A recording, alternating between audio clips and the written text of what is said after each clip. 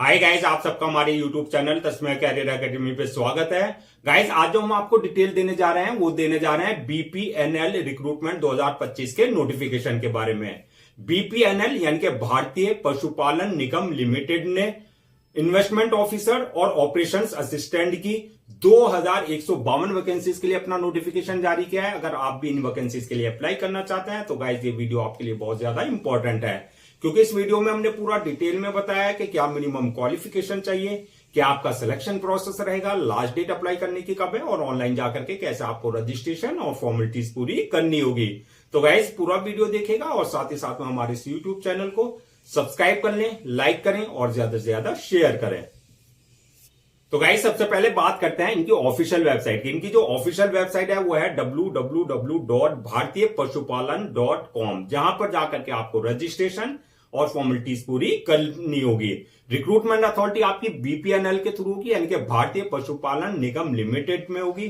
Post name की अगर बात करें तो इन्वेस्टमेंट ऑफिसर्स की और ऑपरेशंस असिस्टेंट्स की आपकी पोस्ट रहेंगी। टोटल वैकेंसी 2152 वैकेंसीज के लिए नोटिफिकेशन जारी किया गया है। जॉब लोकेशन की अगर बात करें तो आपका सिलेक्शन होने के बाद जो है ऑल ओवर इंडिया कहीं भी आपकी जो है पोस्टिंग दी जा सकती है। अप्लाई मोड की अगर बात करें तो आपका जो है ऑनलाइन प्रोसेस रहेगा, ऑफलाइन किसी तरह का कोई कम्युनिकेशन या कॉरेस्पॉन्डेंस नहीं किया जाएगा। लास्ट डेट जो है अप्लाई करने की यानी कि रजिस्ट्रेशन कराने की 12 मार्च 2025 है। तो 12 मार्च 2025 से पहले पहले आपको उनकी ऑफिशियल वेबसाइट पर जाकर के अपना रजिस्ट्रेशन और फॉर्मेलिटीज पूरी कर लेनी है।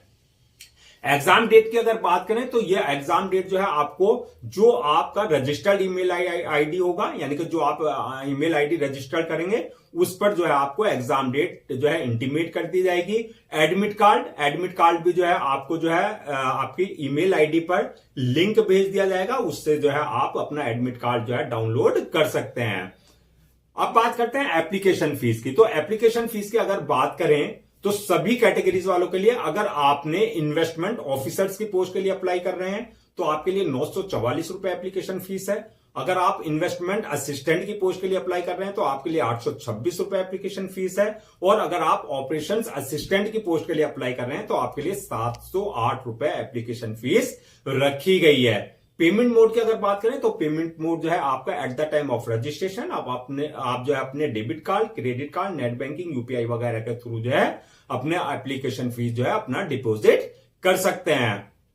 अब बात करते हैं एलिजिबिलिटी क्राइटेरिया क्या रखा गया है, यानी कि क्या मिनिमम एजुकेशनल क्वालिफिकेशन मांगी गई है। तो ये आपकी जो है पोस्ट वाइज वरी करेगी, यानी कि अगर आप इन्वेस्टमेंट ऑफिसर्स की पोस्ट के लिए अप्लाई कर रहे हैं तो आपके लिए जो है bachelor degree in any discipline from recognised board और इंस्टीट्यूशन से, यानी कि आपने जो अपना ग्रेजुएशन कंप्लीट किया हो, चाहे आपने बीएससी, चाहे बीकॉम, चाहे बीए कर रखा है, तो आप इन्वेस्टमेंट ऑफिसर्स की पोस्ट के लिए अप्लाई कर सकते हैं। और अगर आप इन्वेस्टमेंट असिस्टेंट की पोस्ट के लिए अप्लाई कर रहे हैं तो ये आपका 12th पास होना चाहिए, आपके पास जो है 12th की पास की सर्टिफिकेट होना चाहिए, यानी कि मार्कशीट होनी चाहिए। और अगर आप ऑपरेशंस असिस्टेंट की पोस्ट के लिए अप्लाई कर रहे हैं तो आप जो है 10th pass from recognised board और इंस्टीट्यूशन से पास होने चाहिए, यानी कि 10वीं वालों के लिए भी अपॉर्चुनिटी है, 12वीं वालों के लिए भी अपॉर्चुनिटी रखी गई है। और जो है आपका पास अगर बैचलर डिग्री है तो आपके लिए भी जो है अपॉर्चुनिटी रखी गई है। तो आप अपनी क्वालिफिकेशन के हिसाब से जो है आप अपना उसी पोस्ट के लिए अप्लाई कर सकते हैं। अब बात करते हैं कि आपकी एज लिमिट। तो एज लिमिट आपकी पोस्ट वाइज वरी करेगी। वैसे मिनिमम 18 साल और मैक्सिमम 45 साल रखी गई है। तो 18 और 45 साल के बीच में अगर आप हैं तो आपको जो है इन वैकेंसीज के लिए आप अप्लाई कर सकते हैं। नेक्स्ट बात करते हैं सिलेक्शन प्रोसेस क्या रहेगा। तो सिलेक्शन प्रोसेस की अगर बात करें तो आपकी इसमें मल्टीपल स्टेजेस रहेंगी। नंबर 1 जो रहेगा आपका सबसे पहले स्क्रूटनी ऑफ एप्लीकेशंस की फर्स्ट स्टेज होगी। स्क्रूटनी ऑफ एप्लीकेशंस यानी कि जितनी भी आपकी एप्लीकेशंस आएगी उनको स्क्रूटनी किया जाएगा, यानी कि उनकी छटनी की जाएगी। किस बेसिस पे? एलिजिबिलिटी क्राइटेरिया के बेसिस पे, यानी कि जिस पोस्ट के लिए आपने अप्लाई किया है उसके लिए जो है आपकी एप्लीकेशन में जो डिटेल्स होगी उस बेसिस पे जो है आपका देखा जाएगा कि आप इस पोस्ट के लिए एलिजिबल हैं या नहीं है। तो स्क्रूटनी होने के बाद दूसरी स्टेज जो रहेगी आपकी वो रहेगी ऑनलाइन रिटन एग्जामिनेशन, यानी कि जो आपका सीबीटी कंप्यूटर बेस्ड टेस्ट होगा। जो सीबीटी क्वालिफाई कर लेंगे उस थर्ड स्टेज उसके लिए होगी इंटरव्यू की, यानी कि 50 मार्क्स का आपका इंटरव्यू कंडक्ट किया जाएगा। और उसके बाद जो है नेक्स्ट स्टेज होगी डॉक्यूमेंट्स वेरिफिकेशन की, यानी कि at the time of registration जो सारे आपने अपने डॉक्यूमेंट्स अपलोड किए हैं वो सारे डॉक्यूमेंट्स आपके जो है ओरिजिनल चेक किए जाएंगे। और लास्ट स्टेज होगी आपकी मेडिकल एग्जामिनेशन की होगी, यानी कि जिस पोस्ट के लिए आपने अप्लाई किया ये देखा जाएगा कि उसके लिए आप जो है फिजिकली और मेंटली पूरी तरीके से फिट हैं या नहीं है। तो ये सारी ओवरऑल स्टेजेस हैं जो आपको क्लियर करनी होगी। अब बात करते हैं जो आपका रिटर्न एग्जाम होगा, सीपीटी कंप्यूटर बेस्ड टेस्ट, उसका क्या एग्जाम पैटर्न होगा, क्या उसका सिलेबस रहेगा। तो एग्जाम पैटर्न की अगर बात करें तो मैक्सिमम मार्क्स यानी कि 50 मार्क्स का आपका जो है रिटर्न एग्जाम होगा। मीडियम की बात करें तो हिंदी और इंग्लिश दोनों मीडियम में पेपर होगा, जिसमें आप कंफर्टेबल हो उस लैंग्वेज में जो आप अपना आंसर दे सकते हैं।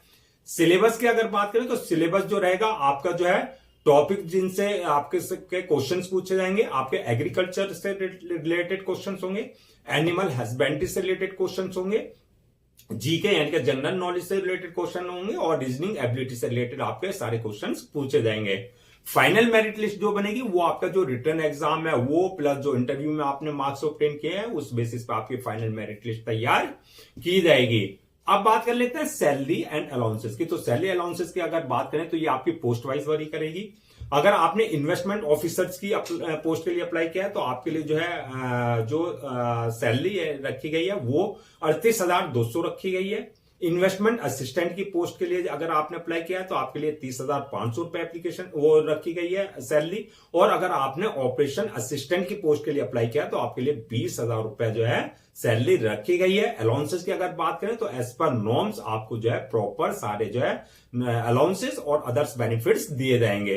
अब बात करते हैं कैटेगरीज वाइज। अगर हम देखें कैटेगरीज वाइज यानी कि पोस्ट वाइज अगर हम देखें कि किस पोस्ट के लिए कितनी एप्लीकेशन कितनी जो है आपकी वैकेंसीज रखी गई हैं, तो अगर आपने इन्वेस्टमेंट ऑफिसर्स की पोस्ट के लिए 362 वैकेंसीज भरी जाएंगी और इन्वेस्टमेंट असिस्टेंट की पोस्ट के लिए 1,428 वैकेंसीज जारी की गई हैं और ऑपरेशन असिस्टेंट की पोस्ट के लिए भी 362 वैकेंसीज जो है रखी गई हैं।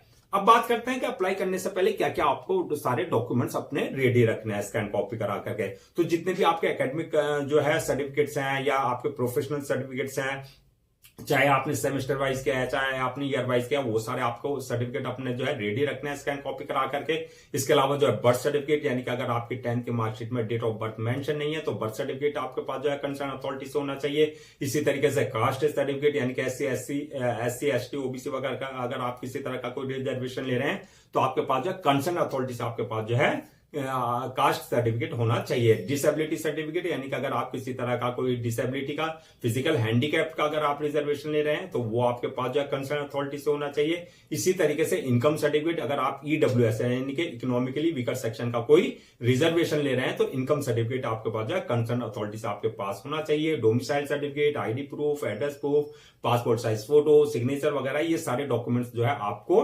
रेडी रखने हैं। अब बात करते हैं अप्लाई करने का क्या प्रोसेस रहेगा। तो अप्लाई करने का प्रोसेस जो रहेगा जैसा हमने शुरू में बताया था पूरा प्रोसेस ऑनलाइन रहेगा, ऑफलाइन किसी तरह का कोई कम्युनिकेशन और कॉरेस्पॉन्डेंस नहीं किया जाएगा। तो ऑनलाइन अप्लाई करने के लिए सबसे पहले आपको उनकी ऑफिशियल वेबसाइट www.bhartiyapashupalan.com पर विजिट करना है। जब वहां विजिट करेंगे आप होम पेज पर जाएंगे तो अप्लाई ऑनलाइन पर लिंक आएगा, वहां पर आपको जो है क्लिक करना है। अगर आपने इनके पोर्टल पर अपने आपको रजिस्टर नहीं करा रखा है तो आपको अपनी वैलिड ईमेल आईडी और मोबाइल नंबर से और पर्सनल डिटेल डाल करके आपको जो है अपना आपको रजिस्टर करा लेना है। रजिस्टर के बाद जो है आपका जो है लॉगिन करके आपको जो एप्लीकेशन फॉर्म आएगा, उस एप्लीकेशन फॉर्म में आपकी पूरी पर्सनल डिटेल्स मांगी जाएगी, जैसे आपका नाम, फादर नेम, मदर नेम, आपके डेट ऑफ बर्थ, आपके एकेडमिक क्वालिफिकेशन, आपकी प्रोफेशनल क्वालिफिकेशन, सारी चीजें जो भी मांगी गई है वहां पर जो है आपको जो है वो बिल्कुल एक्यूरेट फिल करनी है। डिटेल्स फिल करने के बाद नेक्स्ट ऑप्शन आएगा अपलोड योर डॉक्यूमेंट्स का, यानी कि जो आपके एकेडमिक सर्टिफिकेट्स हैं या प्रोफेशनल सर्टिफिकेट्स हैं वो सारे आपको डॉक्यूमेंट्स अपलोड करने हैं। साथ में पासपोर्ट साइज फोटो, सिग्नेचर वगैरह जो भी हैं वो सारे डॉक्यूमेंट्स आपको जो है अपलोड करना है। डॉक्यूमेंट्स अपलोड करते वक्त इस बात का ध्यान रखना है जो उनका एक डायमेंशन है यानी कि फॉर्मेट है उसके के अकॉर्डिंग जो है उसी फॉर्मेट में आपको सारे अपने डॉक्यूमेंट्स अपलोड करने होंगे। डॉक्यूमेंट्स अपलोड करने के बाद जो है नेक्स्ट ऑप्शन आएगा आपका एप्लीकेशन का, यानी कि आपको अपनी एप्लीकेशन फीस जो है अपने debit card, credit card, net banking, UPI उसके थ्रू जो है आपको अपनी पोस्ट के अकॉर्डिंग जो है उसके जो है अपना जितनी फीस आपके लिए रखी गई है वो आपको जो है एप्लीकेशन फीस डिपॉजिट करनी है। एप्लीकेशन फीस डिपॉजिट करने के बाद जो है नेक्स्ट ऑप्शन आएगा फॉर्म को सबमिशन का, यानी कि फॉर्म को अपलोड करने का। अपलोड करने से पहले जो है एक बार पूरा फॉर्म को रिव्यू कर लें, यानी कि चेक कर लें जो आपने डिटेल्स फिल करी है उसमें किसी तरह की कोई मिस्टेक तो नहीं की। अगर मिस्टेक किया तो वहां आप जो है उसमें करेक्शन कर सकते हैं। रिव्यू करने के बाद जो है फॉर्म को सबमिट कर दें, और सबमिट करने के बाद जो है 1 या 2 कॉपी जो है उसकी जो है प्रिंट आउट जरूर ले लें for your future reference, so that आपके पास जो है एक हार्ड कॉपी के रूप में जो है एक ऑफिशियली रिकॉर्ड आपके पास हो जाए। तो गाइस ये थी आपकी भारतीय पशुपालन निगम लिमिटेड यानी कि बीपीएनएल रिक्रूटमेंट 2025 के नोटिफिकेशन के डिटेल्स। आई होप आपके सारे डाउट्स क्लियर हो गए होंगे। अगर अब भी आपको किसी तरह का कोई डाउट है या कंफ्यूजन है तो आप हमसे कमेंट सेक्शन में पूछ सकते हैं, हम उसका रिप्लाई जरूर देंगे।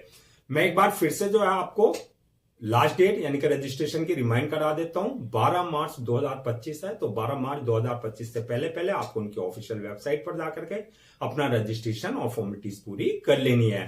गाइस हम आपके लिए जितने भी गवर्नमेंट जॉब्स हैं या गवर्नमेंट एग्जाम्स हैं उससे रिलेटेड जितने अपडेट्स होते हैं उन पर वीडियोस लेकर के आते हैं। इसके साथ साथ जो है प्रॉपर कैरियर गाइडेंस पे आपके लिए वीडियोस लेकर के आते हैं। अगर आप भी चाहते हैं कि आपको प्रॉपर कैरियर गाइडेंस मिलती रहे, साथ ही साथ में आपको गवर्नमेंट जॉब्स और गवर्नमेंट एग्जाम्स के पूरे अपडेट्स मिलते रहे, तो आप लोगों से मेरी रिक्वेस्ट है कि आप हमारे यूट्यूब चैनल को सब्सक्राइब कर लें, लाइक करें और ज्यादा से ज्यादा शेयर करें।